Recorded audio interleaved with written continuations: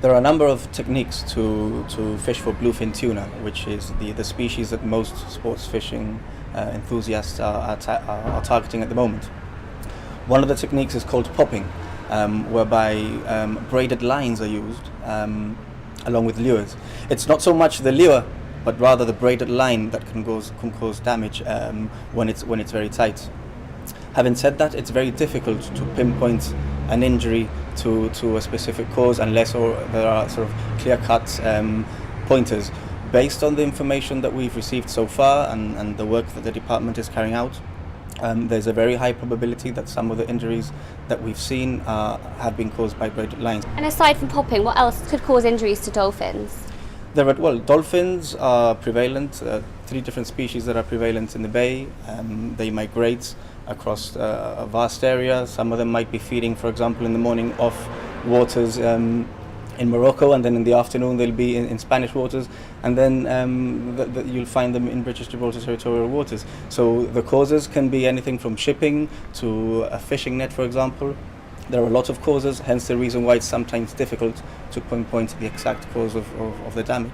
And have you found that there's been an increase in dolphin injuries recently? And could this be down to the fact that with the new small boats marina, there may be people in the water who perhaps are not aware of how to act responsibly? It's not so much that we've witnessed an increase, but rather that there's more people out there at the moment. The fact that we have a new small boats marina obviously increases the chances of there being more vessels targeting bluefin tuna and using the popping method. And what are the Department of the Environment doing to help this situation? Well, the Department of the Environment has a dedicated environmental protection and research unit, which is carrying out patrols from sunrise to sunset.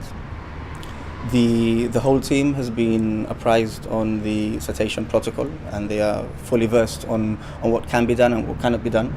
The main approach that we've taken so far has been that of educating anglers on how to fish in a proper manner. One of the main issues that we face is not so much with the technique of popping per se, but rather with irresponsible anglers. There are different sort of signs to look out for when fishing for tuna. For example, going directly into pods is something that should be prohibited, or is prohibited, sorry. That should be avoided, and that is exactly the type of information that we are communicating across to anglers. What advice would you give to members of the public should they come across or spot an injured dolphin? Well, the first thing that they should do is to report it to the Department of Environment and Climate Change. We have a dedicated number for this, which is available 24 hours a day. As soon as we get the call, we'll deploy.